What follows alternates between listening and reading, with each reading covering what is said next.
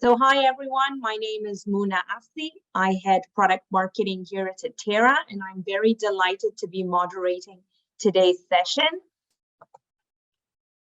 So our topic for today, part of our Spotlight on Partners series, we have this series on a monthly basis, putting focus on all of our App Center applications and our solutions through the App Center marketplace. And today I'm very happy to have Acronis, one of our great partners today, and Stellar IT Solutions, a fellow MSP, to talk about how to build a solid cyber protection strategy. So again, thank you for joining us. Before we get started, I want to do a little housekeeping. This webinar is being recorded. It will be made available to you via email to all of the registrants within 48 hours, but we also have the webinars on our webinar page, on the Atera webinar page, available on demand. I invite you throughout this session to go ahead and type your questions or your comments in the Q&A console. We will be addressing those questions at the end of the session, but in certain instances, we may also grab some of those questions as we go through the presentation. At the end of the webinar, we have a very short survey, really 5 questions. I ask you to please go ahead, respond. It helps us improve. It helps us bring the topics that are of interest to you. So please go ahead and respond. And now let's get started. So again, thank you, gentlemen, for joining us. I'm very happy to be moderating today's session with Marcus Bauer from Acronis. Marcus is an information electronics engineer. He has more than 25 years of experience in the IT industry, with extensive experience in business development, marketing, sales, as well as pre-sales. And he's leading today the Acronis CyberFit Academy in the EMEA region. Hi, Marcus, welcome. Thank you for joining us. Hi, Mona. Thank you to have me. It's always great to have you with us. I know that you're a great speaker, and you participated in many virtual and in-person events. So high demand, always great to have you with us. And I'm also super excited to welcome Thomas Borgman. Hi, Thomas. Thank you for joining us today. Morning, Mona. How you doing? All good. Thank you. Good morning. Thomas worked as a lead engineer for an MSP in Miami, which was really the inspiration for him to go ahead with his partner and create his own IT company. Today, he's the senior systems engineer and a co-founder at Stellar IT Solutions. Tom started his business a few years ago, working closely with certified IT professionals to architect and implement new and sophisticated technologies that meet the client's unique needs. And as part of his day-to-day job here, Tom is responsible for day-to-day IT and management of the department, and more importantly, ensuring top-notch service at a fair and honest price. Right, Tom? Absolutely. Fantastic. So again, thank you for joining us. This is going to be a really exciting session. And at this point, I want to hand over to Marcus, who will be walking us through what Acronis has to offer and take a look at some of the insights from their latest report. So Marcus, the floor is yours. I'm going to stop sharing now. Perfect. Here we go. You should see my screen now. We do. All's good. Perfect, perfect.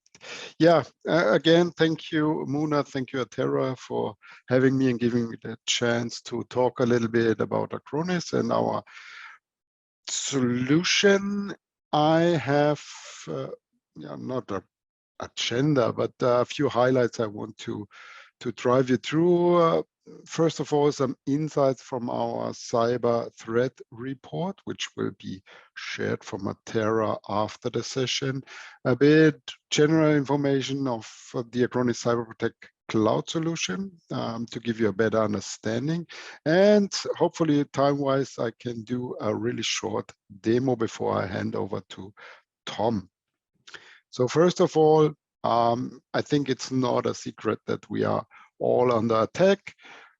Different angles try to attack us. We have a lot of malicious email messaging, but also exploit as a service. We see malicious websites, no credential supply chain attack, and unfortunately, I have to say, one of the biggest issues, as always, are humans. Human factor is really a big topic.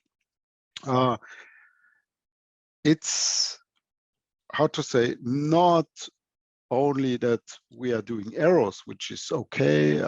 Sometimes it's a mess, but it happened. What we see more and more, and this is also part in our report, is insider information. And I had an interesting conversation a few weeks ago with a guy from a security, how to say, it's a company, they help in police, FBI, and all these governmental parties to fight against cybercrime and to catch the bad guys at the end. So he is somehow the cyber hunter, he said to me. And he told me that there's often a case like, hey, you're unhappy in your company, hey, I pay you, don't know, 5% of the ransom if you give me the credentials. And or I give you this amount of money and this and that. So this is a really interesting factor, which happens more than you think. But I have to say, beside all these attacks, number one is still phishing. And you see on the left side, there is an email I got just a few weeks ago. You see March 15. This is my private email. Please don't spam me.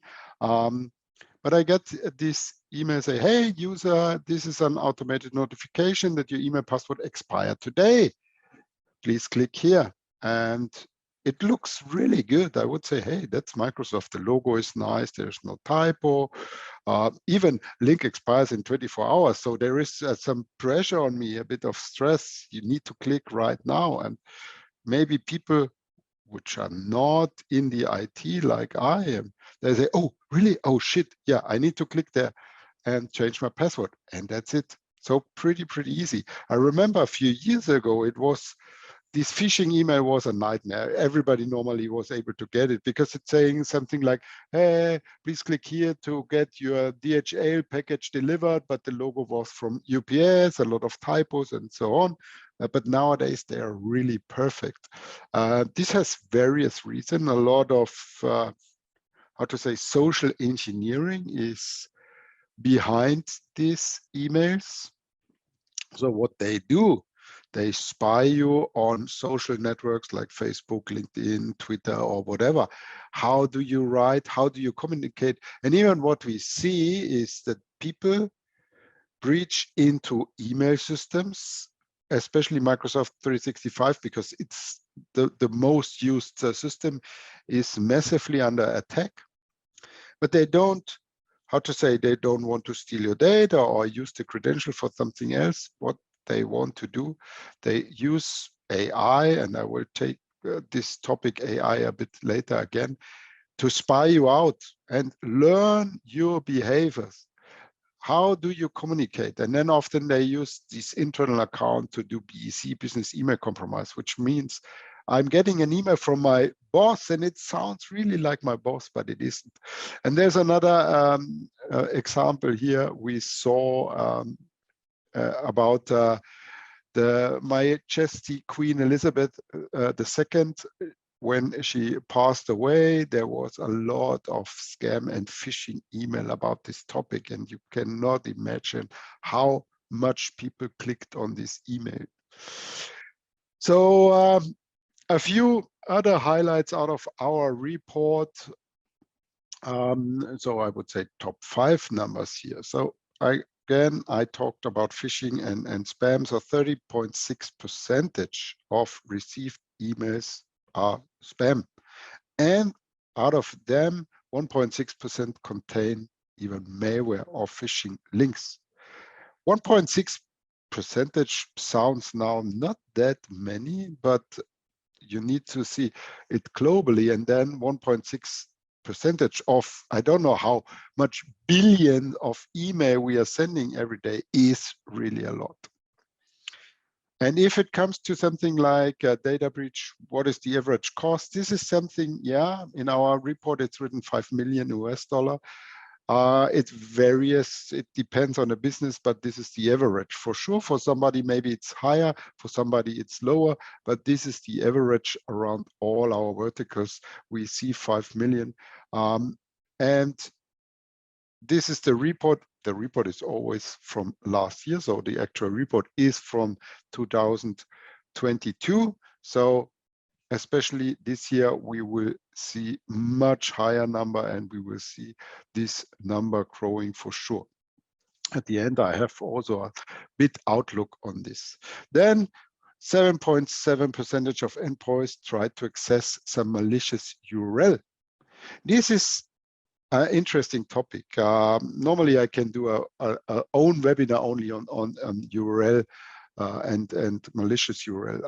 There are statistics around that every 10th web page has some malicious code, which is a lot. Because let's imagine if you surf to a web page where I think this is a good page, maybe your local newspaper.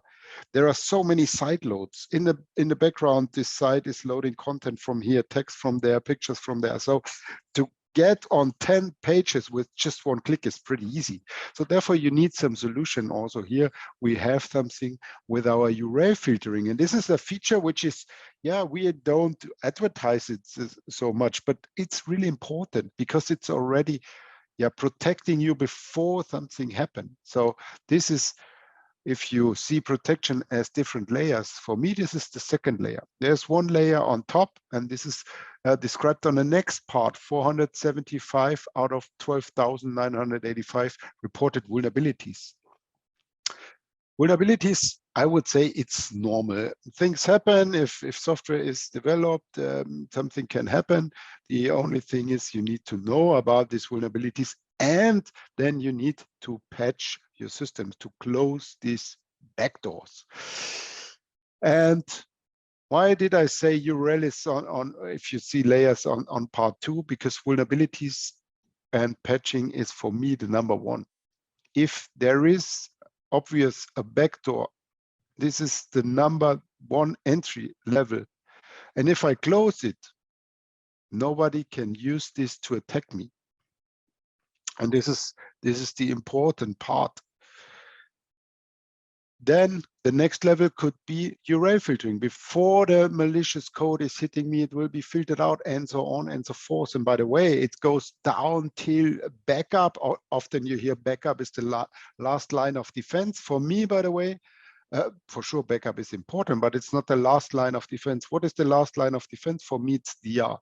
If even backup fails to different reasons, then you should have a DR structure and a DR plan in place, what to do if everything fails. This remembers me on a hospital here in Germany, which was under attack, ransomware attack. And for them, it was easier and cheaper to create complete new IT system instead of try to repair, cure, or whatever the old system, including recovery and so on. So they really rebuilt everything from scratch. It was faster and cheaper. So this is something I don't want to wish you, really, that you have an attack where you really need to rebuild everything. But how to say, this malware is like an avalanche. We see 270,000 new malware samples per day this year. 270,000 new malware samples per day. So this is really, really massive. And there are various reasons. For sure, first of all, it is a good business. No doubt, with cybercrime, there is a lot of money involved, and for the bad actors, this is a good money. But there are another interesting reason. I already mentioned this, which is AI, and I will talk a bit more on this topic shortly. Now my PowerPoint is not moving. Here we go. And I talked about vulnerabilities, patching them, and one phrase about this could be, for example, a stitch in time can save 9, which means, so the phrase basically means it's better to solve a problem right away to stop it becoming a much bigger one. And this is, for example, patching. Close down the vulnerability. I'm always saying prevention is better than curing. It's the same. It's from, by the way, from a Dutch guy called Desiderius Erasmus. It was around 1500, so really, really old phrase. But it's still if you go to health care, social care, normal prevention is better than curing. So everybody is going to the doctor maybe once a year to check. Why not doing this with your IT? You should do. And by the way, in general, because we are somehow born as a backup company. Backup is one part, but who is really checking his backup, testing his backup? Can I recover? So for me, this is also something in regards of cybersecurity strategy, which should be a regular task. Maybe once a quarter, maybe even once a month. Let's try to recover. Is it really working? Let's start our DR machines. Are they working in case of? Because worst case is always you have an attack, you are encrypted or whatever, and then you are in panic, you're in stress, you don't know, oh, where is the last backup? What should we do? Blah, blah, blah. So play it like you have a real attack and test it. That's something you always should do. And here is a nice headline from Cypro. Hackers scan for CVEs in 50 minutes. For your pizza is free. 50 minutes. And there is a reason for this. And this is AI. Nowadays, they use artificial intelligence not only to do the social engineering I already mentioned, they also use it to scan for vulnerabilities on machines. Is there something? And they have even test environments and check, okay, this is the latest Word version. So let's install it on this machine, on this VM, and then use AI to check if there is a vulnerability which can be used. If there is something in Excel with macros or whatever, they use this technology. And yeah, how to say, they don't need to be experts in coding or whatever. It's done by the AI itself. And it's done in minutes compared to people. They can do it really in minutes and even in seconds. And with this, there is an interesting topic I want to raise. I had it not in the deck, and then I decided this morning maybe to have it in there because AI is involved many, many times, and ChatGPT is an interesting thing. I'm pretty sure everybody heard about ChatGPT from OpenAI. It's a nice bot to test artificial intelligence. It's still somehow in test mode, but interesting is if you look on the right side, the time it took to reach 1 million users, Netflix 3.5 years, and so on. ChatGPT 5 days. I remember I was really in the beginning, and I wasn't able to log in these times because it was already overbooked or fully booked or whatever. So I had to wait, but now I have an account, and it's interesting what you can do with ChatGPT. Normally, as a normal person, I would say I'm asking good things. Hey, write me this, write me that.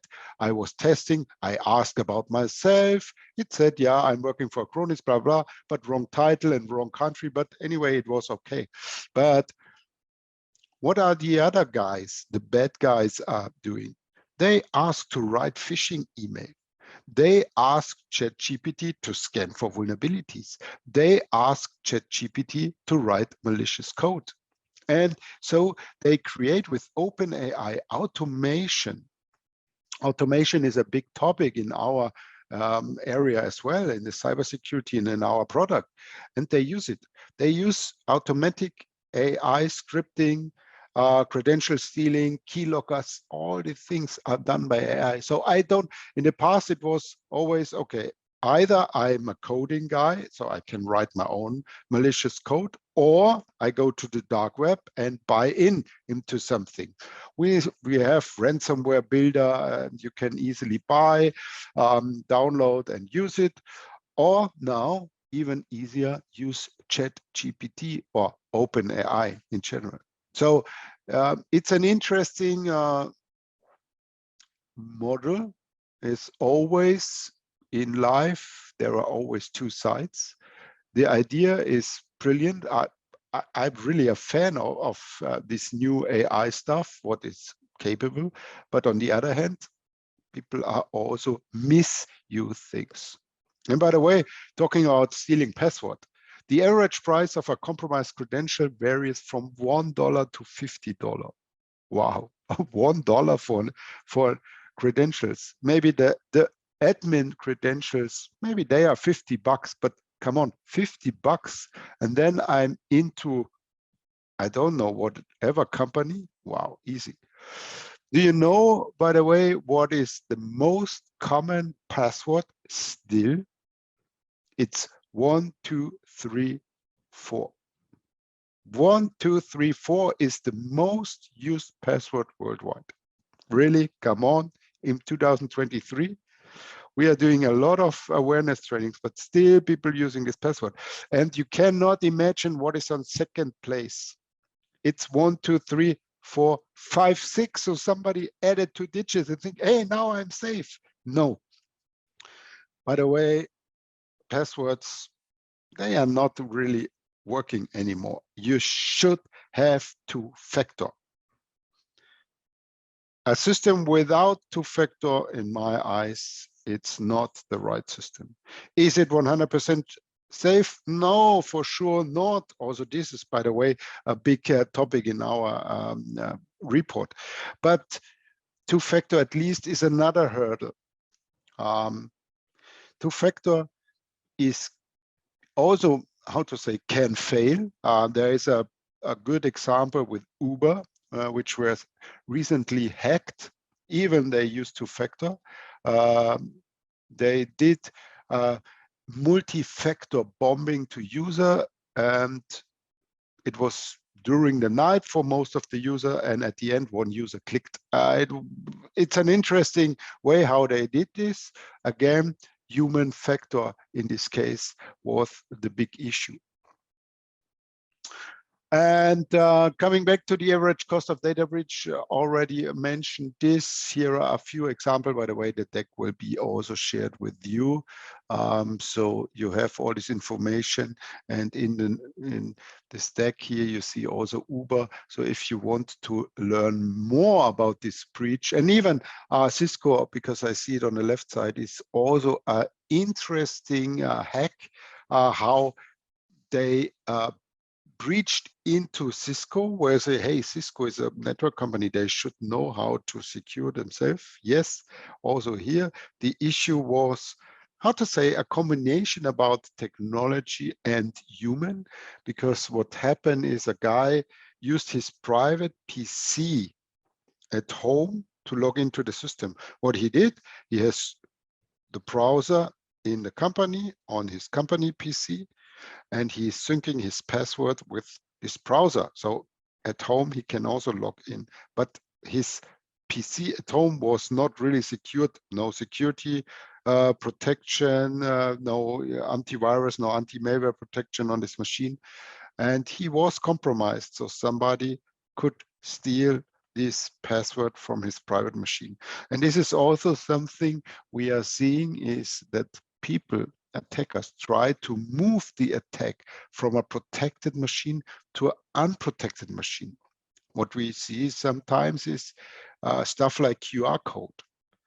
They present you an email with QR code. Why? Because then you take your mobile phone and scan, and mostly our mobile phones are not protected. But on the other hand, I'm syncing all my password with the mobile phone as well. So they try to move the attack from a secured device, which is your work laptop, which has hopefully antivirus, anti-malware protection, to an unprotected device like your mobile phone. And maybe now what I often hear is people saying, "Ah, yeah, we are not, the cybercrime have no interest in us," or whatever, blah, blah, blah. No, nonsense. Everybody is a target. My colleague from our CPOC, from our cyber protection office, she said 2 weeks ago, cybercrime are not discriminating somebody. They don't care how big or smaller companies. It's everybody is a target. And here you see some actual from February this year, some attacks, A10 networks in the USA, really big company. Aguas do Porto in Portugal, Lockbit ransomware gang. Ion in the UK, Technion in Israel, Dole in Ireland, the banana company. So really every vertical, there is no difference if a company is small, big, or whatever. Everybody is a target at the end.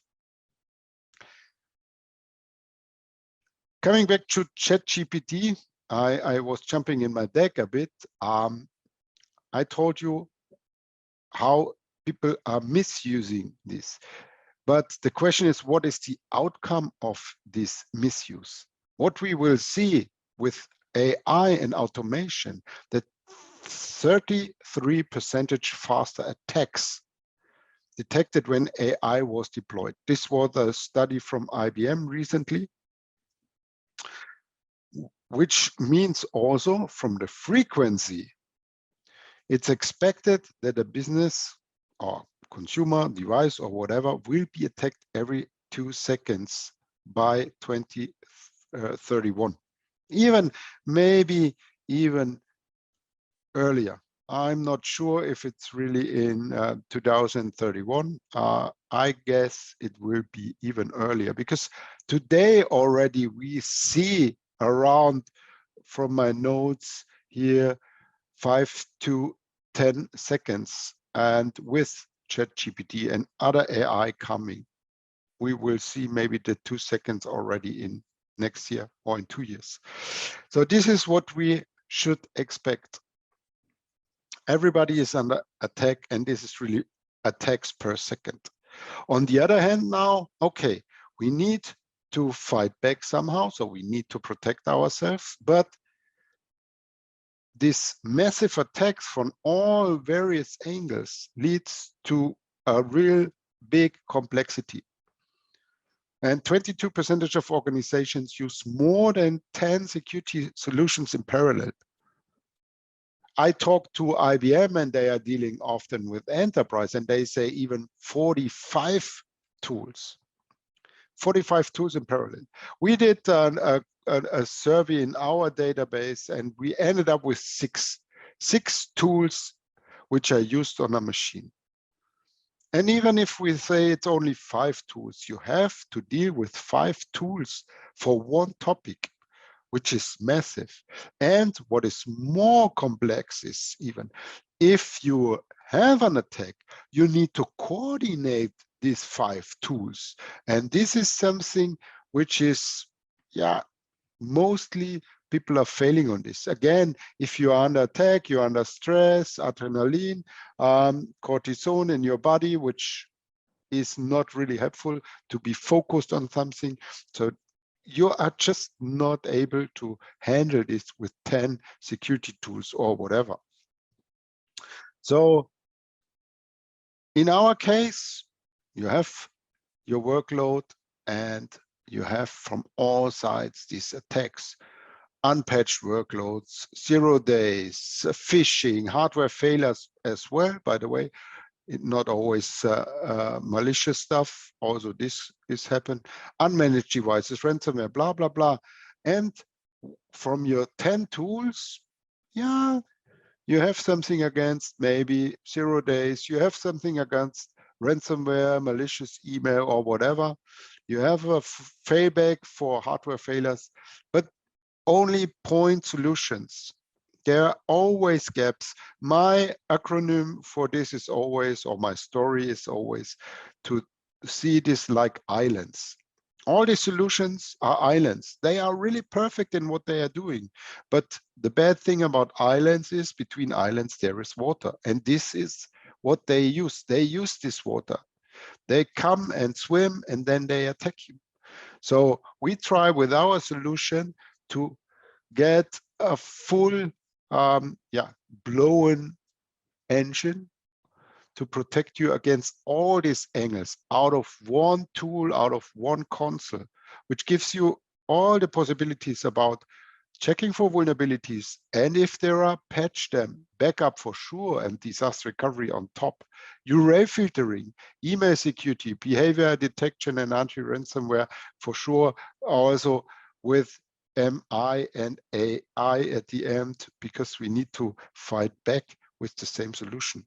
And this is what we created with Cyber Protection Platform. And it's not even a solution, it's really a platform. It's a platform which offers you the possibility to add features. Various features are available in the platform. We have a security part, and it's always structured like there are base features and you can add advanced features if needed. Everything is optional. There is a security part, there is a management part, there is for sure a backup part, there is a disaster recovery part, there is data loss prevention as an additional management part, and everything is surrounded by the platform itself, which means we have one single user interface. We have one single agent which should be installed and needs to be installed on the machine. We have API. So this is the base.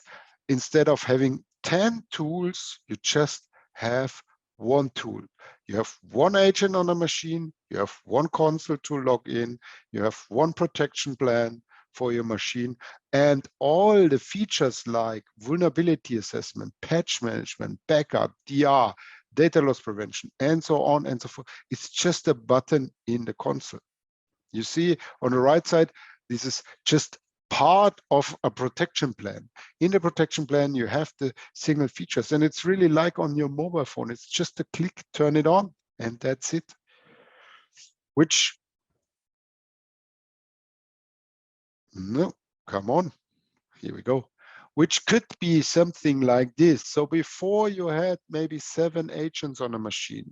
Machine was slowly, you had a lot of overhead on managing these workloads. And now maybe you end up with 2 agents, Acronis and another one. So for sure, every agent normally needs some resources on a machine. The less agents, the better. But also it has an impact on onboarding new technicians faster, because they have to learn only one console. Onboarding new clients faster. New devices, new workloads faster for sure, and also reduction in license cost, and maybe it leads to a revenue growth and to increase in general in workloads per technician.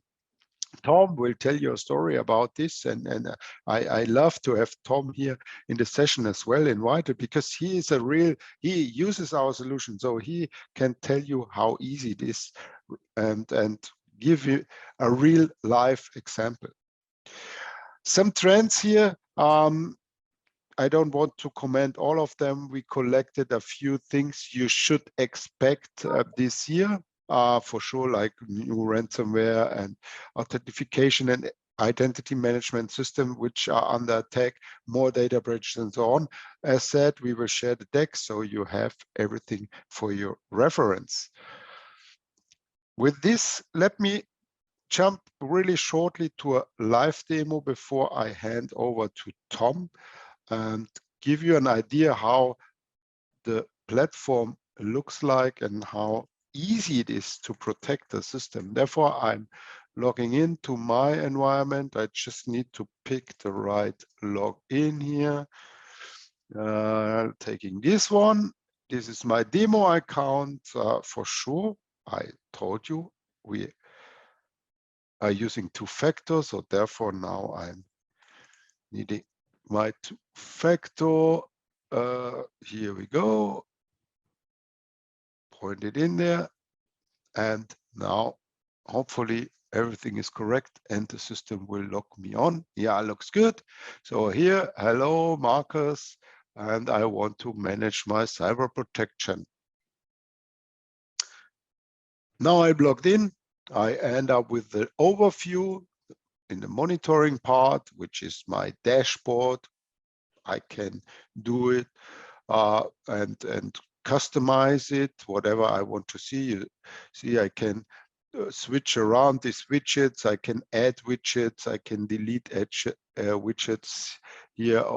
Whatever you want to see, it's up to you. Fully customizable dashboard. In this, oh, I have a lot of alerts, which is okay because this is a demo environment. But now let's go to devices and see how easy it is to protect a device. First of all, how can I add a device? There are multiple ways depending on the device. You can remotely install Windows Agent. You can download Windows Mac Agent for workstation, server Windows Linux, mobile devices. Yes, we can also protect mobile devices.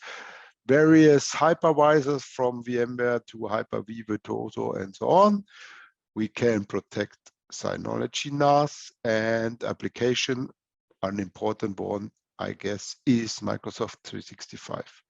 By the way, no agent needed for Microsoft 365 or Google Workspace. We do cloud-to-cloud backup, which means we use Microsoft APIs. We enable our data center to talk to Microsoft data center and do a backup of this Microsoft data. So now let's do something easy. Let's grab a machine and let's say I want to protect this machine. So select it here, go to protect, and yeah, I want to add a new protection plan. So I click add plan and say create protection plan. We have a new advanced pack coming up, by the way. It's already in preview, so early access. Therefore, I have this in my console. And this is the normal backup plan. So in this case, first point is backup. Backup, everything is normally pre-deployed with default. So I could now click create and everything is fine. But mostly you want to adapt it a little bit. So what do you want to back up? Where do you want to store your backup? When should the backup run? How long should you keep the backup? Do I want to do encryption? Yes or no?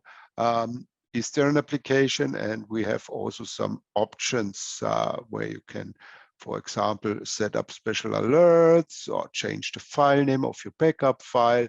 One option I'm always using is performance and backup window.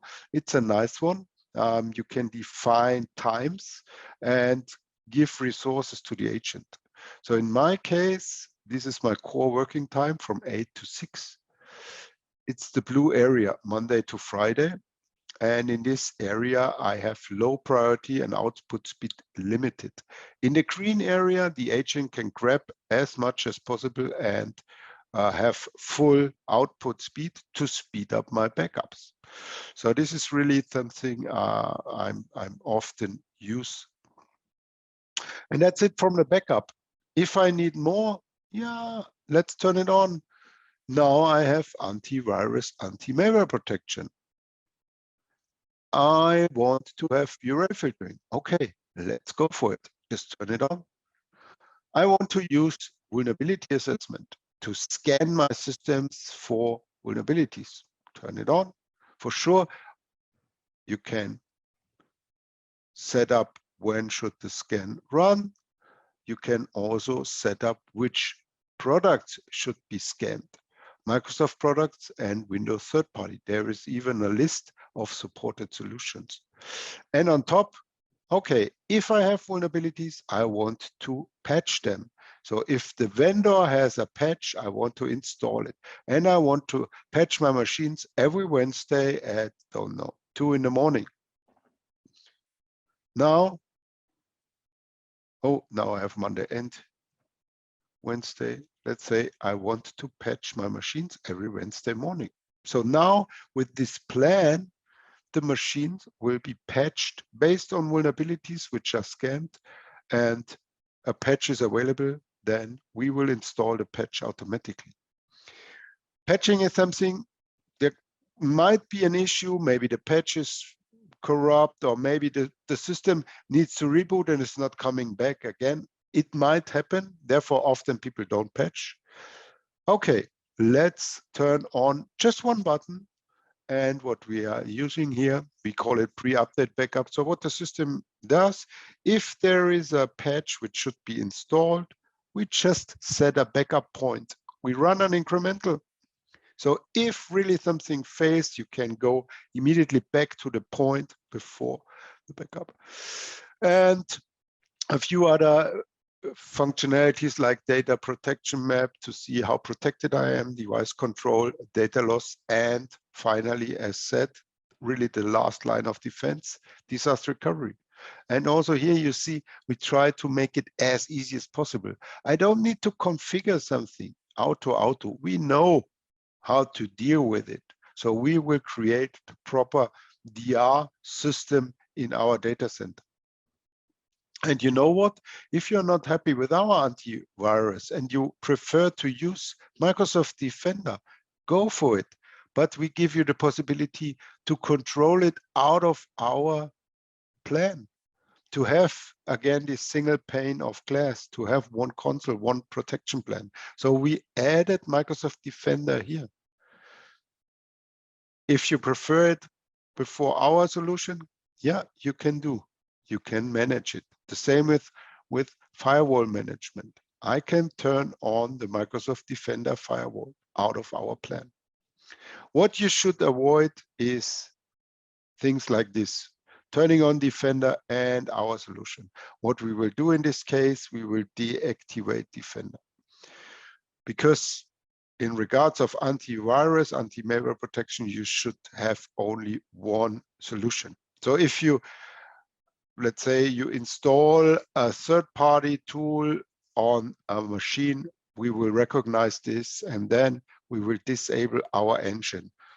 Instead of bringing you into trouble, we say, okay, then we step back, and this other tool seems he wants to have this tool, so go for it. We will turn off our protection. And with this, I want to end my really short live demo. If you need more, Terra is always happy to help you. And I want to give the word to Tom. And as said, he can tell you out of the real life how easy it is to work with Terra and Acronis. Hey, good morning, everybody. My name is Tom Borgman here from Stellar IT Solutions.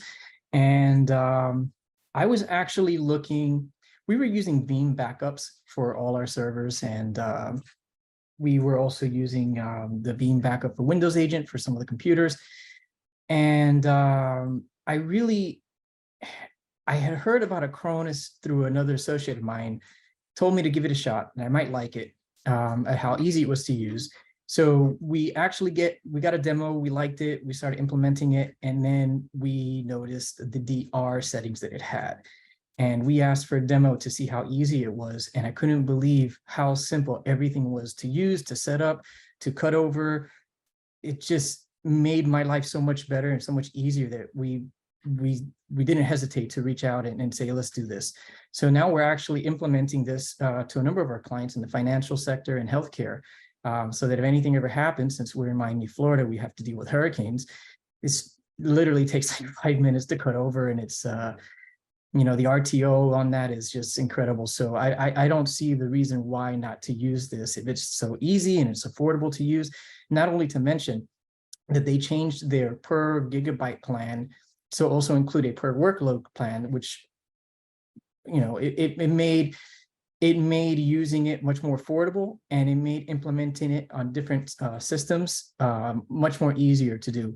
The way that we saw it was, well, if the price has come down and it's more affordable for our clients, let's go ahead and implement this for them and give them the savings that we're saving on this. So we have, I want to say, about 20 clients so far on Acronis.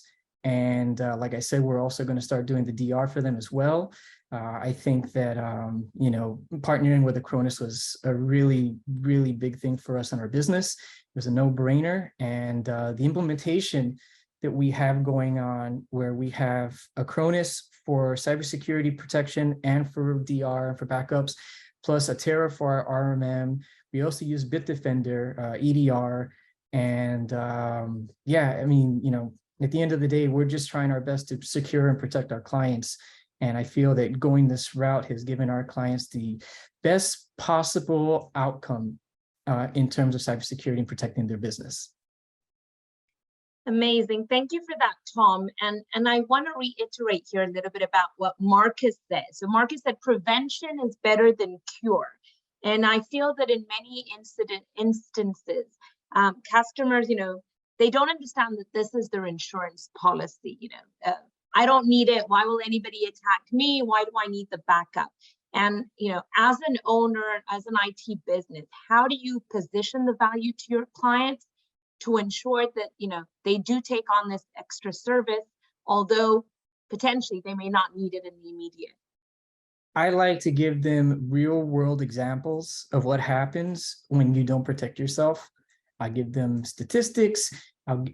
I even talk, you know, I'll even go ahead further and introduce them to either clients that have had issues and had dealt with anxiety from having those issues, and what, you know, all the stuff that they went through, and, you know, how easy it could be to prevent all these things from happening to you if you just take the proper precautions and be proactive in your environment. So just proper explaining, and that's all the selling I have to do. Awesome. And as part of your team, I'm sure that, you know, Marcus also mentioned this, you know, don't wait for the disaster to happen. You need to keep testing it and making sure that you're able to perform. So what incident response plan do you have in place among your team to ensure that should such a disaster happen, you know, you have a quick way to recover?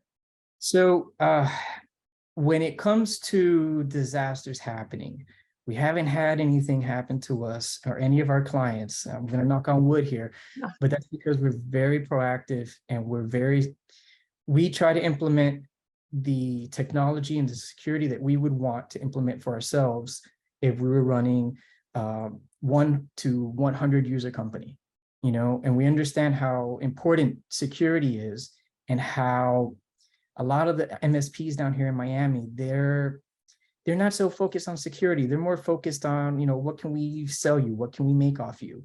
Whereas for us, we want to implement the best security. We want to implement the best backup. It's not about pricing for us. It's about, you know, implementing what's right for the clients, and implementing something that I know we're going to be able to recover from because we've tested it, we've tried it, we know it works. And for that, you know, that's our philosophy. We want to make sure that we implement technology for clients that we know is going to work for them and it's going to save them from a disaster.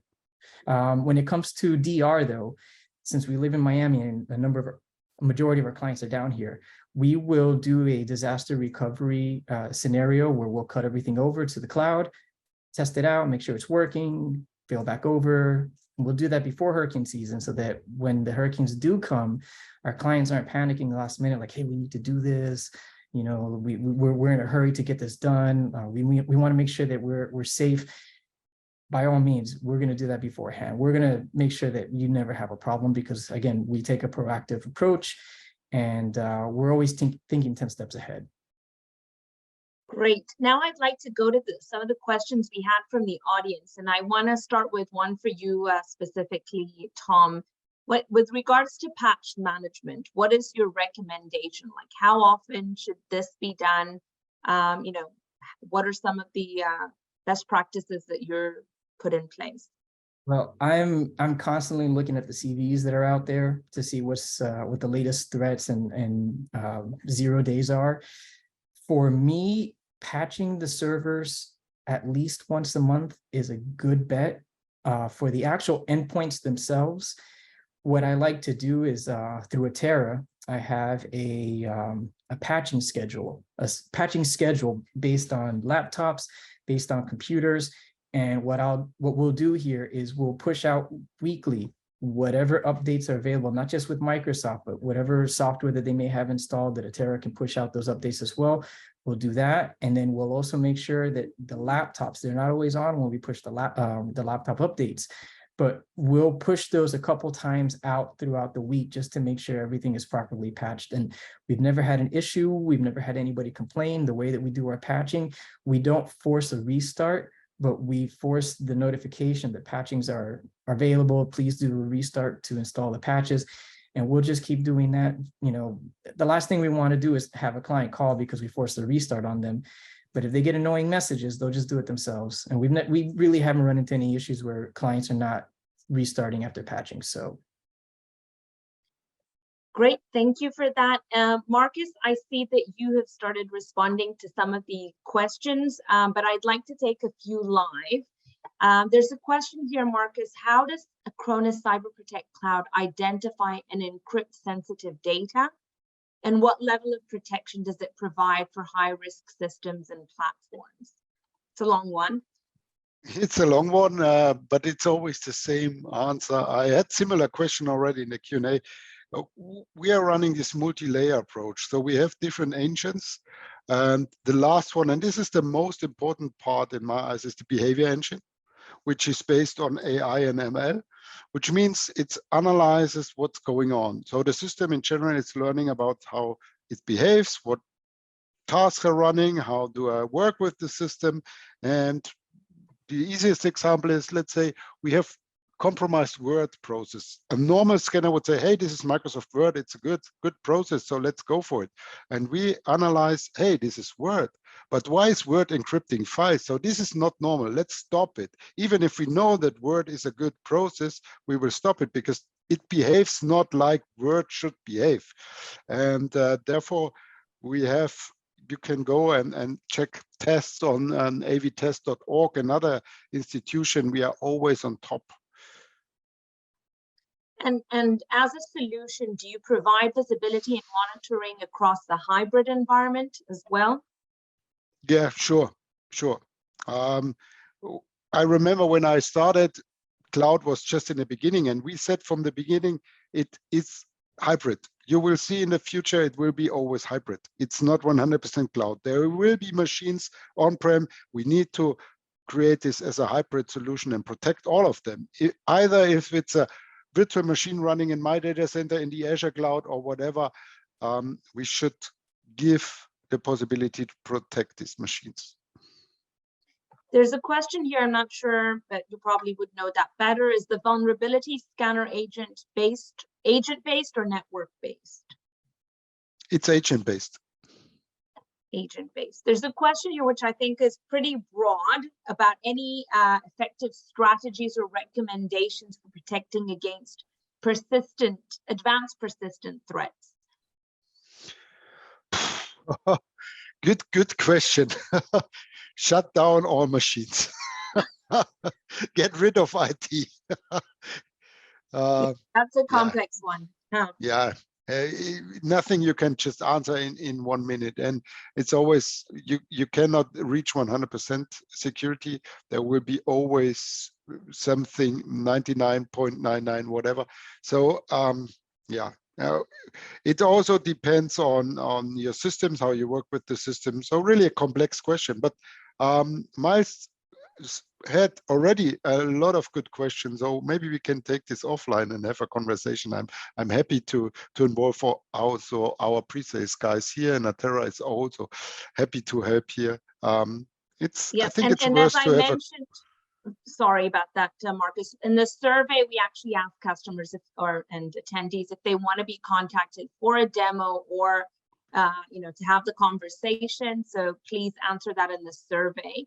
A question to you, Tom, here really, and maybe it's a question to both, related to compliance, data privacy, security.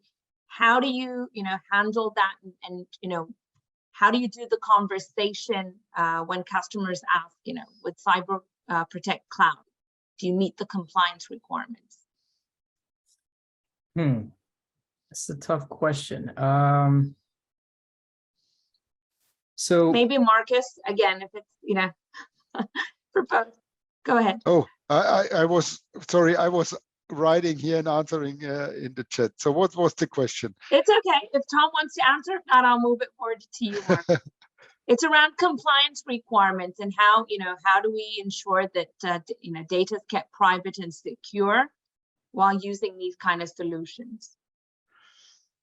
Ooh, it's also not something you can answer in one sentence. Compliance is always a big topic for sure. We have possibilities to monitor your compliance, to monitor SLAs, but at the end, I'm in charge. So the system like ours cannot, it's a part of a big set of stuff which makes you compliant. So it also depends on what business you are. For example, if I'm in the healthcare area, I need to be HIPAA compliant, which means our solution needs to be HIPAA, what we have, by the way. But this is just one single piece of puzzle. So it's a lot to be compliant, to be honest.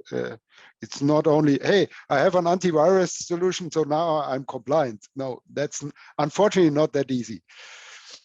Go ahead. I used to work in healthcare, and I know a lot about HIPAA compliance, and it's very complex. It's not like you can just go by a list of rules to make sure that you're staying compliant. It's two-factor.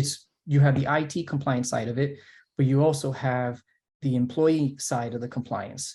And you can't force the employees to be compliant because you're not there every day. You can only do what you can for the IT side.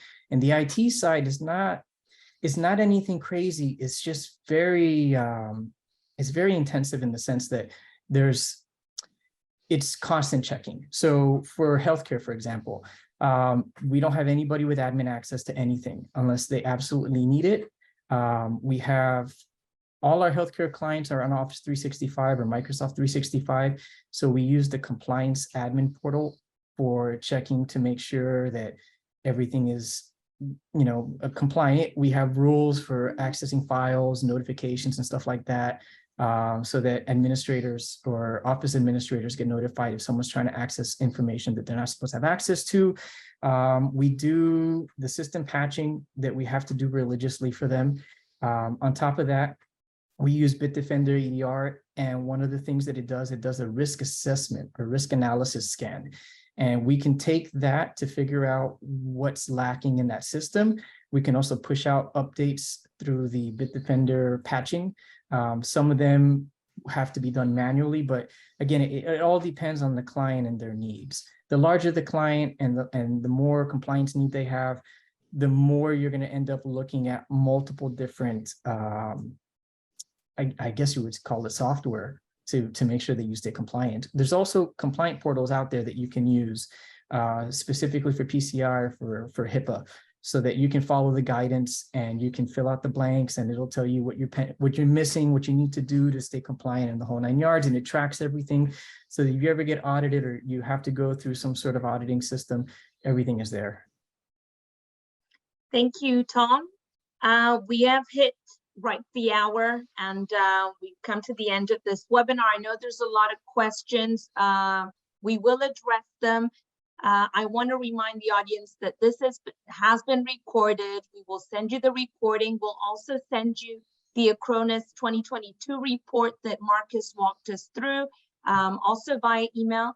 We do have a raffle, and we're going to select 5, in the raffle, 5 attendees, and you'll also be notified by email.